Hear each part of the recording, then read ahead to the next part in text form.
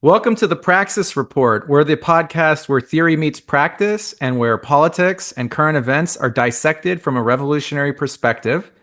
I'm your co host, Jonathan Brown. I'm your co-host, William Barth.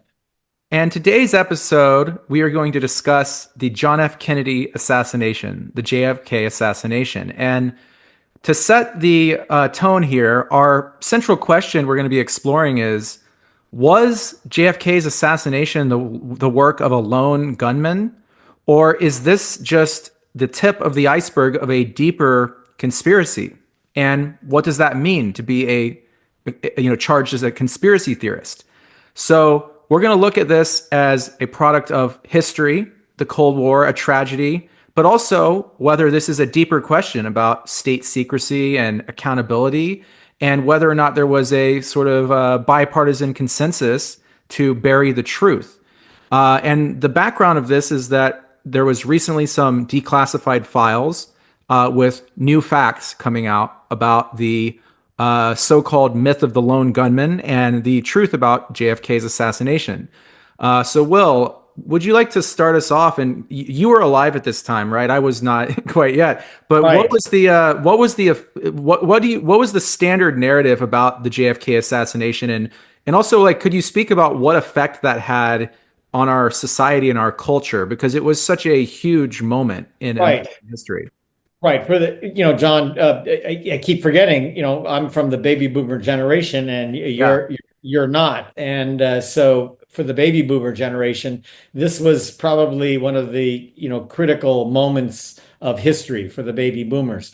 I think John F. Kennedy, President Kennedy, represented to the baby boomers what perhaps Franklin Delano Roosevelt and the New Deal represented to the greatest generation that fought World War II and the Great Depression.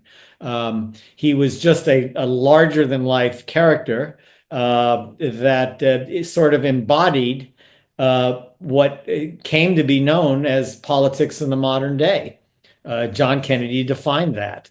And he was, he one of the brilliant aspects of I think the Kennedys were they seemed to have this ability to combine Washington politics with Hollywood public relations, and you had this almost this beautiful figure of a president, this young, dashing 40-year-old president who was Yeah. not only handsome and dashing, but incredibly idealistic, and from a family as if he was royalty and trained from youth to become, king or the president of the new era.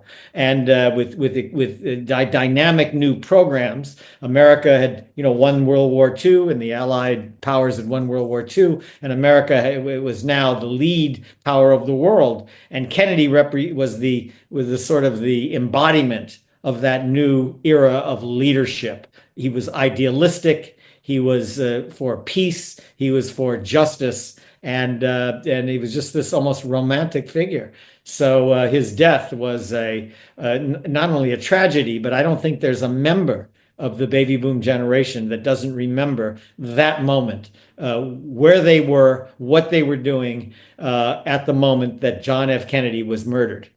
Yeah, so it's Um, like these big moments in history, like the like 9/11 9/11 or the Pearl Harbor attack or or something. Pearl Harbor attack. So Yeah. what do you say? The aftermath of the Kennedy assassination was the government set up an investigation called the Warren Commission, which I believe Vice President LBJ, who became the president right after the assassination, he appointed Chief Justice Earl Warren as a figure who was heading this commission to investigate. And I believe that they concluded that the gunman, Lee Harvey Oswald, that he acted alone and that there was no conspiracy. So what were some of the problems with the commission and its investigation and its conclusions from? Yeah, so the Warren Commission is famous for the baby boomer generation, and for your generation, John, you've given a good summary. Yeah, after President Kennedy was murdered, we needed to know what happened, and because a series of very awkward events took place. Not only was John F. Kennedy murdered, the President of the United States murdered, but the assassin was murdered. Right. And I don't know if you ever watched Star Trek. What's the first? There's a great line in one of the Star Trek movies. First rule of assassination: kill the assassin. You know, so that is exactly what happened in the that's what in fact happened. Ironically, it's sort of like Yeah. life following art. Right. Uh, Not only was John F. Kennedy gunned down in a brutal slaying, his head was blown off. Right. But shortly thereafter, the assassin, or the alleged assassin, was captured by the local police department and gunned down. Right. Uh, so, uh, so the murderer and the victim and the murderer were both now dead, and we had no where to go except to Lyndon Johnson, the President of the United States, said, "Well, let's form a blue ribbon commission of the esteemed elites, the oligarchs or the elites of society, uh, Yeah. and we have to explain to the public what happened." So And here's the some of those elites, right, were on the commission were people like former CIA chiefs and president well, of you would expect that because in a murder case, you need investigators. Well, right. who is the investigators for the U.S. government? It would be the Federal Bureau of Investigation, which investigates crime and criminality, and the Central Intelligence Agency, which Right. investigates foreign crimes and foreign affairs that could lead to a crime like the assassination of a Although we president. could say perhaps the CIA and the FBI don't so much investigate crimes as commit them. And that's one of the criticisms here. So let's first review the conclusion of the Warren Commission. Right. So what was the conclusion? So the conclusion was that Lee Harvey Oswald was the assassin of President John F. Kennedy, and he acted alone. And the second conclusion was that the murderer who murdered the assassin, Jack Ruby, also acted alone, and that there was no evidence of a conspiracy in either case, either foreign conspiracy or domestic conspiracy. No conspiracy. These were individual acts by individual actors. And now we have the answer to how President Kennedy was killed, and we don't have the why. We don't know the why. We don't know why they were killed, but they were killed by these individuals acting alone with no evidence of a conspiracy. That's the conclusion, and that has been the reigning official story of the Kennedy assassination since the Warren Commission's findings, I guess, back in 1964. Although it was Some of formed these, in November, the actual commission was formed in November 29th, 1963, by an executive order of President Lyndon Johnson, Order 11130. That's been the official version for the last, 50, 60 years since the assassination. so what were And some of the criticism criticism. of So here's the criticisms. First of all, the one is technical, and this is one of the problems with this subject. There's a sort of a technical aspect to it and a political aspect to it, right.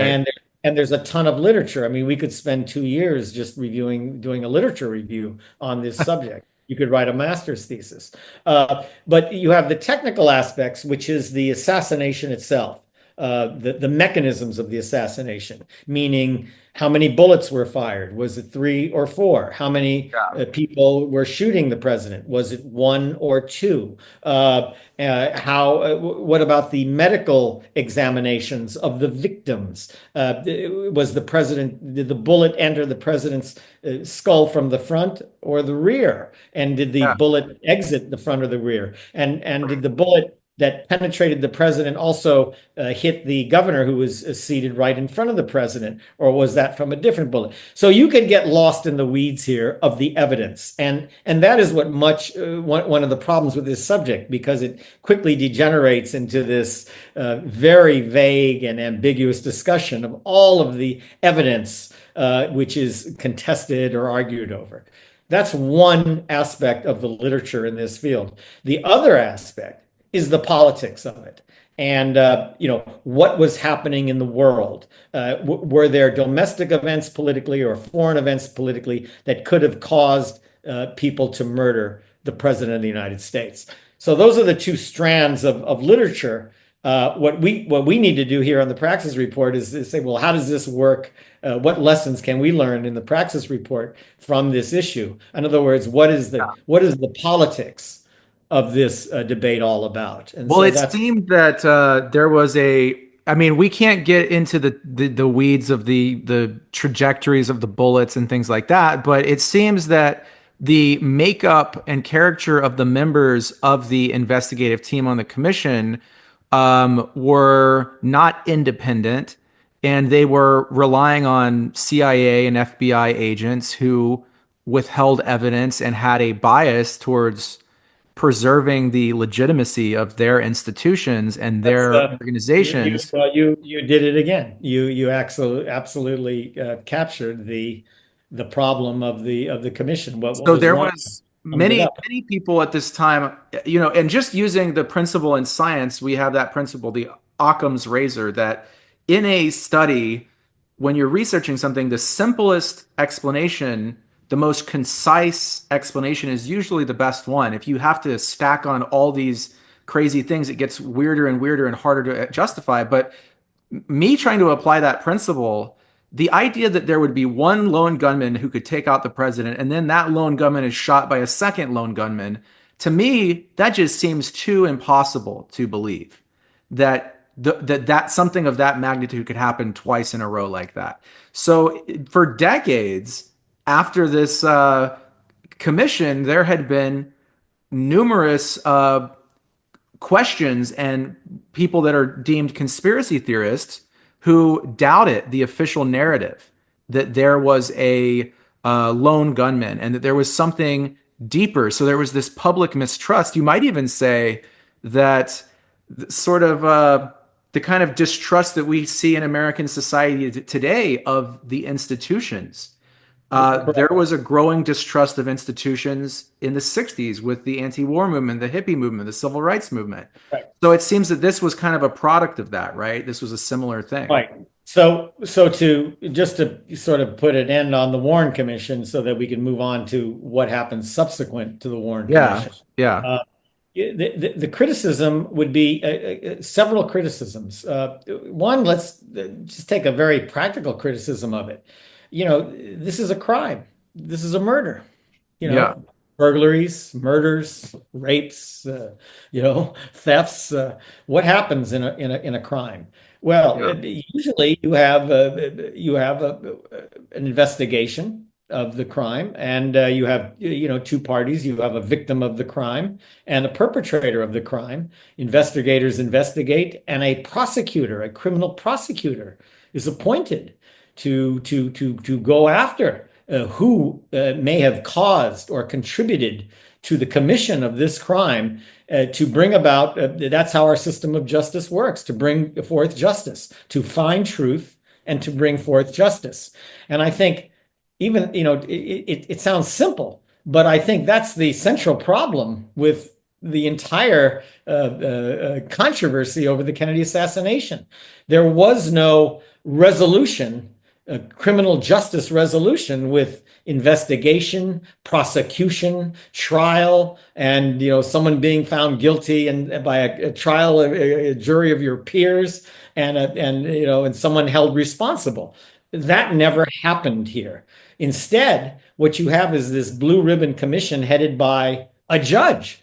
Now, I'm a lawyer. Judges are great. It's nice to have a judge investigate a crime. But that's not who usually handles investigations of crimes. Judges sit in to pronounce a sentence on the criminal who's been convicted, to make sure that the criminal gets a fair trial, or that the evidence is not tainted, and that the Yeah. justice is done. That's the role of the judge. It's the prosecutor that has the responsibility to seek out truth and justice. And in this case, there is no prosecutor. No one is prosecuting the crime of murder against John Fitzgerald Kennedy and his family. This is the president, and this murder victim is happens to be president of the United States, a quintessential, president of the era. Right. Uh, no criminal prosecutor, none. And the investigators, there's no independent investigators in this commission. They are relying on FBI, CIA, and the members of this blue ribbon panel investigating. What's the problem? Bias.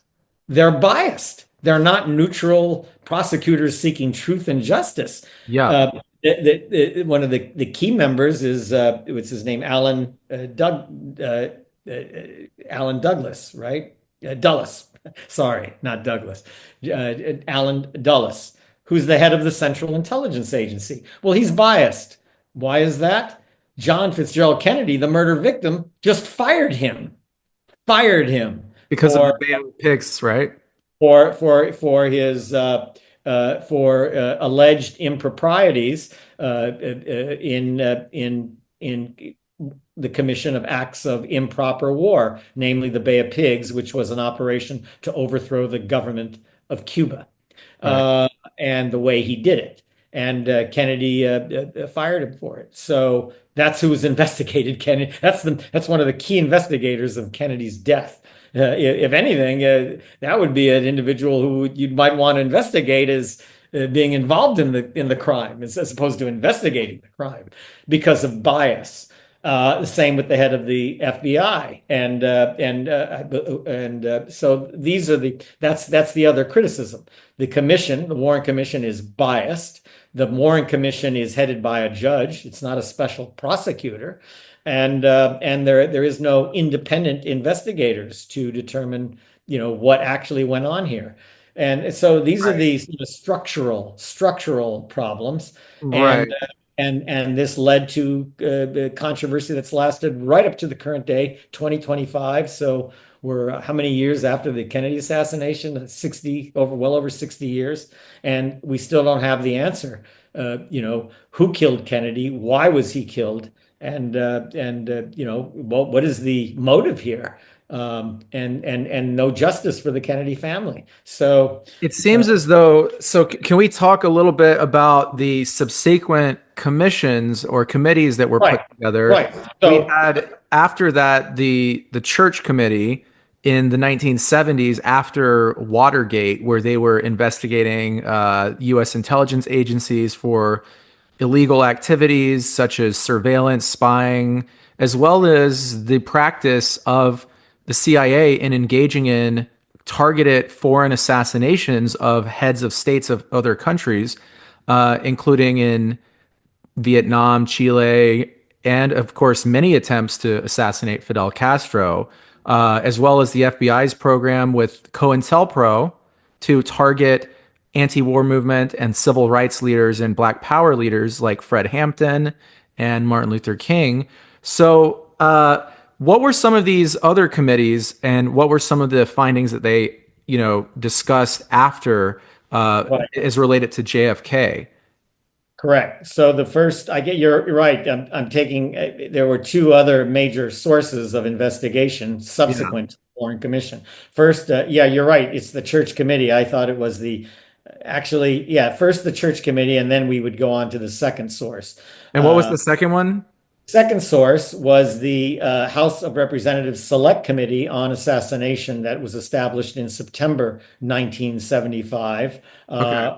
Church Committee, slightly before that, was established January 1975. Frank Church was a senator from Idaho. He wasn't a Mitt Romney type. He was a kind of a progressive Democrat in the days when I guess Idaho elected progressives, and uh, he headed a special senatorial investigation committee called the Church Committee to review the intelligence operations of organizations like the CIA and the FBI. And his conclusions were, including with regard to the investigation of the assassination of President John Fitzgerald Kennedy. Um, and the result was that the finding, the actual official finding of the committee, was that federal agency failed in their duties and responsibilities, and concluded that the Kennedy assassination investigation was deficient. That's the official finding of the Frank Church Committee, that the Kennedy assassination investigation by the Warren Commission was deficient. Now, the committee goes on to highlight improprieties of the investigatory bodies that investigated the Kennedy assassination, finding that these bodies were engaged in all sorts of, well, particularly the Central Intelligence Agency, involved in illegal activities, which included the assassination of foreign leaders. Like, hey, they're getting good at doing assassinations. Is there a connection here? Assassination of a president, assassination of foreign leaders by the same agency, the Central Intelligence Agency. Who did the Central Intelligence Agency assassinate? Patrice Lumumba in Zaire, Rafael Trujillo in the Dominican Republic, NGO Din Diem, I can't pronounce the first two names, it's Vietnamese, in South Vietnam, Rene Schneider in Chile, and an attempt to assassinate Fidel Castro in Cuba. These were the improper, unlawful activities of the CIA. As a result of the investigation and disclosure of these improper, unlawful, I'd call them acts of war, but we'll just call them assassinations. The President of the United States at that time, who was Gerald Ford, signed Executive Order 12036. I'm sorry, 11905, Gerald Ford. And that order was subsequently strengthened by a subsequent president, Jimmy Carter, in Executive Order 12036. And this order simply said the following: no employee of the United States government shall engage in political assassination. So I'll repeat that. No employee of the U.S. government shall engage in political assassination. That was the ultimate result of the Church Committee's findings. There were other findings as well. Wow. So as you pointed out, the investigation, the disclosure of CONTELPRO, which was a domestic spying operation of the apparently the FBI, and that would let me see if I can find some of the results of that. But basically, here, let me just pull up some of the, if I can find some of this. I can't find some of the, well, basically, the CONTEL program was established to sort of disrupt, this was an FBI-initiated program to disrupt civil rights and Vietnam War organizations.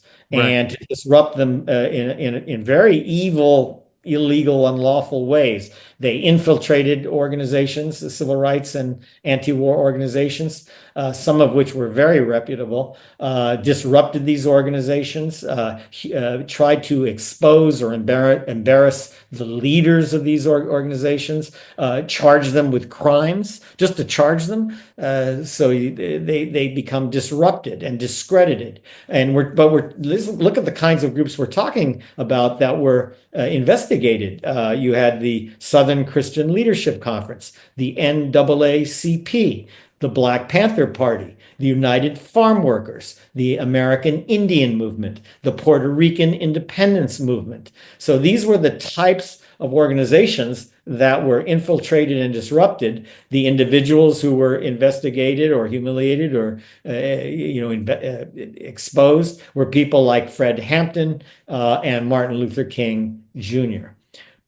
So that was the result of the Church Committee, and that sort of sets the stage for the subsequent investigation into the assassination of John Kennedy. And that's the the House of Representatives Select Committee on Assassinations that was established in September of 1975 to investigate, to reopen the investigation of John Kennedy as well as Martin Luther King Jr. Right. So And let's get to so we're almost out of time here. So let's get to right. what is the main conclusion and how does this case open up again today and what makes it relevant to our times today? What are some of the subsequent developments in more recent years? Right. So the conclusion again of the House committee was that there was a likelihood that basically challenged the Warren Commission that Oswald acted alone. It did not find, though, a formal conspiracy by the CIA or FBI against President Kennedy. There was no formal conspiracy, but they couldn't dismiss the idea that individuals who were connected with these agencies or with organized crime or other organizations Mhm. were involved in a conspiracy. Right. So it basically contradicted the findings of the Warren Commission. That's the uh, uh, House of Representatives Select Committee on Assassination. Yes. So fast forward to the current day. So we finally have the release, of which there's a lot of media coverage of records and documents that were being withheld by the government, even though there was what they call the JFK Records Act, a federal law that was passed back in 1992, I believe, calling for the release of all the records from the assassination. But even those were withheld wrongfully, including by Joe Biden and by the first Trump administration. Right. Finally, Donald Trump has released those records. And I think we have an important, they say there's no smoking gun, but I think there is a smoking gun. And I think you have a clip of what I would call a smoking gun finding of the most recent release of the All right, Kennedy let's pull up the video real quick. killed JFK.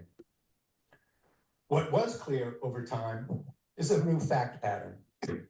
In the spring of 2023, the CIA fully declassified for the first time its pre-assassination file on Lee Harvey Oswald, the accused assassin who denied killing the president and was killed himself in police custody before he could defend himself. I have a copy here of the CIA's pre-assassination file on Lee Harvey Oswald, and I'm submitting it for the record. Is this Now, this this is critical because that file, which he goes on to say has 193 documents Mhm. tracing the CIA's tracing and investigating or Lee Harvey Oswald over a 4-year period from 1959 through 1963. So this is, in my mind, the smoking gun because the entire defense of that first Warren Commission report is based on the idea that Lee Harvey Oswald acted alone and was not a part of any conspiracy whatsoever. In other words, a lone wolf, a right? mentally ill person, A lone gunman, right? a As they say. lone gunman, a lone wolf. Like in the movie Taxi Driver, just someone who's isolated by himself and just one day wakes up and decides he's going to kill a Hollywood star or a president or somebody, and he kills somebody. That is how Lee Harvey Oswald is portrayed popularly in defense of the Warren Commission's, this original commission's findings. This is the smoking gun to show no, he is not a lone wolf who just came out of nowhere and killed a president. He is a figure who the CIA has been looking at, investigating, having records on over a 4-year period, which completely destroys this whole argument that he's just some lone wolf who woke up one day and was mentally ill or whatever and decides to kill someone who happens to be the president. That idea is completely destroyed now. We know that he was investigated for a 4-year period. There's 193 documents of the investigation. Apparently, his mail was intercepted. The individual it's a very almost surreal, almost fictional kind of character, because he defects to the Soviet Union. He tries to gain entrance to Cuba. At the same time, he's an ex-Marine. So he's a very sort of romantic, colorful figure. Yeah. In the popular movie on JFK, Oliver directed Stone by movie. Oliver Stone, you hear the line, Oswald appears to be a double agent, or could be fictionalized as a double agent, because he starts as a Marine. It looks like he's connected to the intelligence and military bodies of the United States, and then he suddenly defects. And he goes to the other side and becomes Yep. a Russian defector. And then he comes back to the United States again. And then he tries to go back again. This is what the hearings were about recently. He's trying to get back into Cuba now. Yeah. And so it looks like it's either the act of a defector who just really hates the America, or the acts of an intelligence double agent. And in Right. fact, these journalists are making the argument that the CIA was trying to use Oswald as what they call an asset. Well, that's an asset. What's an asset? That's like an employee, doing the bidding of the intelligence community. So that's not to say he did. And it's not to say that, he may or may not have killed the president alone, or there may have been a second shooter. There may have been 4 bullets instead of 3. I don't think we need to go there. I think we need to find what is the correct political stance here. You had not only the assassination of foreign leaders going on, you had coups d'etats of endless foreign governments going on, which we still have going on today. And I think that's the political question here, that So somehow this murder meant an end to the political figure who could have stopped the illegal, unlawful activities of this agency called the CIA and the FBI. And he was murdered for it. And if he was, that means that we may still be dealing with this same question right up to the current day. We had a recent coup in Ukraine, in which the CIA was active. So we still have this same problem identified by the Church Committee, and really which is sort of highlighted by this horrific murder of the President of the United States, John F. Kennedy. So let's conclude with a brief discussion about the politics behind this, because you laid out a great case of the history of these commissions, the flaws in their committees, and I think we have a good reason to believe that it's completely not true that he was a lone gunman, and that the CIA, there's at least strong circumstantial evidence that they were involved. So I think let's have a little brainstorming about what are some reasons the CIA would have possibly had for wanting to assassinate a sitting president, in particular JFK. And the immediate thing that would come to mind is that, JFK by no means was he wasn't, a socialist or a Marxist revolutionary of any sort, or a truly maybe not a peacenik or an anti-imperialist to that extent, but he was at some times he conflicted with the pro-war, pro-imperialist policies. For example, we mentioned the Bay of Pigs invasion in 1961, which the CIA attempted to invade and overthrow the Cuban government. And Kennedy was supposedly furious with the CIA after that, and he wanted to, have serious punishment for the CIA for doing that. He fired the CIA director, and that created a lot of animosity among the agency and its loyalists who supported it. And he also you could say that when he fired the CIA director, who actually served as the investigator of Kennedy's murder, that now the murder a disgruntled employee is now conducting the murder of the person who fired him. Which is an insane conflict of interest. And we also know that Kennedy, he took certain steps after the Cuban Missile Crisis to de-escalate tensions with the Soviet Union. Right. He did have back channel secret negotiations with Fidel Castro. He proposed like joint cooperation on a nuclear ban treaty with the Soviet Union. So there was this sort of opposition he had in some way to the agenda of the military industrial complex, or what we would call today the deep state. And we know after his death, when LBJ got into office, LBJ immediately was escalating the Vietnam War. He was strengthening, the war machine, and he also appointed the CIA director to that commission, the Warren Commission, the same CIA director that Kennedy had fired. So it would seem that there is, at least in my opinion, there is a motive there, that the CIA perhaps had a motive. That isn't say that we have proof of who did it or how or why, but there is some motive, and we can see that any figure that attempts to challenge the war machine, the war machine will find a way to assassinate. And that is true both abroad, as we know from the hundreds of targeted assassinations our government has carried out, but also here at home, our government will assassinate our own citizens and even a head of state if they deviate from the military consensus.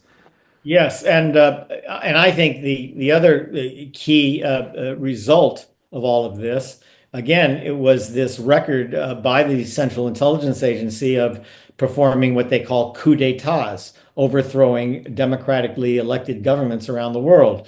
Those actually some of the documents and records that were released go to the coup d'état that took place against Mossadegh in Iran. Those are some of the documents I believe that were recently released, or maybe released in prior Kennedy assassination releases. But you had the coup in Iran. You had a similar coup in South Vietnam. I believe I'm not sure if there was just the coup or assassinations in the Dominican Republic and Yep. Guatemala, and of course attempted coup d'état in Cuba, which was unsuccessful. But you have this policy of coup d'état, of overthrowing governments around the world, again, going on today. In the current day, you just had one in Ukraine, running up to the current day Ukraine war. And you might even say the Ukraine war was a result of that coup d'état fomented by the CIA and the United States government. And more So, recently in Syria, we've had and you just had one in Syria. Syrian You just had one in leader Syria. Bashar al-Assad was overthrown by Overthrown. by An unlawful coup that likely with likely involvement by the United States or Israel acting on behalf of the United States or some coalition. right. So I think this is it right here. This is smoking gun. Now, again, I don't like to get into the weeds of saying, well, then definitely Oswald didn't act alone. He had a partner, or there were other organized crime involved, and all of that. That's where it gets endless kind of you engage in endless speculation, and I don't know what it helps us with. I think more you'd want to call for, well, obviously, some sort of investigatory investigation and reform of these intelligence agencies, the CIA and the FBI, so that they do not conduct not only unlawful acts like acts of war, like coups and assassinations, and spying and disrupting political organizations in the United States, but this idea that these organizations, the FBI and the CIA, are not are acting, in other words, in contradiction to our form of government. We have a democracy here. The United States people control the government, not the CIA and the FBI. Those are just investigatory bodies. They're not supposed to be, investigating American citizens, assassinating people and that sort of thing. They're supposed to be doing what the American people want them to do. But this is the conundrum that we have. As you say, the empire feeds on the republic, or the so-called democracy in the United States can't exist while America is an imperialist power that has these unlawful, unchecked agencies like the FBI, like the CIA. And we would be remiss to point out the other irony that at one point it was the left who was critical of the FBI, critical of the CIA, in the post 60s era. But today we have the left who loves the FBI. They love the FBI. They are applauding when the FBI raided Trump's Mar-a-Lago estate and was confiscating his records. So it's almost like they see the FBI as these heroic figures, and And the CIA too. and the CIA. We celebrate the CIA and the coup in Ukraine, The coup in Ukraine. and so we've had this sort of problem now that we are so far removed from the anti-war movement in the United States that we now have rehabilitated these criminal, unlawful organizations. And remember, Right. the CIA is not an ancient institution with some sacred, No, constitutional mission. It only existed after World War II. that's And right. its entire existence has been one of criminality, war crimes, and mass murder. So Right. is that an institution that we as Americans think should exist and should, Well, and does it well, defend our interests? according to John Kennedy's nephew, he wanted it. What did he say? He wanted to break the CIA up into 1,000 pieces and discard it into the wind. That's John Kennedy's nephew, Robert Kennedy Jr. And anyone who attacks or questions the CIA or the FBI and their conduct in all of this unlawful, immoral activity are immediately profiled as conspiracy nuts or nut jobs, or Right. this is the line. And so that's why I hesitated to get involved in this podcast, because I didn't want to come off sounding, or us, the Praxis report sounding like two conspiracy nuts who are claiming that there's a conspiracy here, or that there was 3 shooters instead of 2, or 4 bullets instead of 3, or that sort of thing, or that the bullet entered this part of the body and what was lost in that arm or something. That's not what we're trying to do here. We're trying to examine the politics of it and what the politics of it mean. And I think that's what you just did, John. So I think Yeah, I think we did a we've good job. We're accomplished it. not we're not trying to get into the weeds of it because frankly, I'm not qualified and you'd have to be a forensic expert and a medical examiner and all of that, but that's not what we do. It's not that we believe in a conspiracy in that sense. It doesn't have to be a formal conspiracy. What we're looking at is that there are different institutions who have powerful interests at stake here. And that doesn't take a conspiracy for anyone to see that organizations that have elite power in the government have interest at stake in keeping their power and silencing anyone who might challenge it. And I think that's something that we have done a good job analyzing and exploring. And there's still, of course, many questions, Right. but I So, think you've done a presentation, Will, of poking holes in the official narrative. right. Thank you. And I think what we'd want to see, rather than get into the weeds, is just some sort of formal prosecution of this crime. In other words, so that we can bring this particular crime, this murder, to some sort of justice using the proper procedure, which would be the appointment of a special prosecutor and a real investigation, and to bring it to conclusion. That at the minimum, and then the political reform, which is to bring both the CIA, the FBI, what Trump calls the deep state, what Eisenhower called the military industrial complex, to Right. bring those under democratic control Absolutely. completely, or to break them up completely. Well, that's a great note, I think, to end on. Will, it was an excellent presentation of the history and the facts behind the Kennedy assassination. Thank you. And Thank you. I encourage our audience and our listeners, please like our video, subscribe to our channel, leave us a comment, and always stay critical, challenge the official narratives, and demand transparency from our institutions. We are the Praxis Report. I'm your co-host, Jonathan Brown. And we used to say it this way in the 60s, John: question authority. Question authority. I'm your co-host, William Barth. Peace, everybody. He's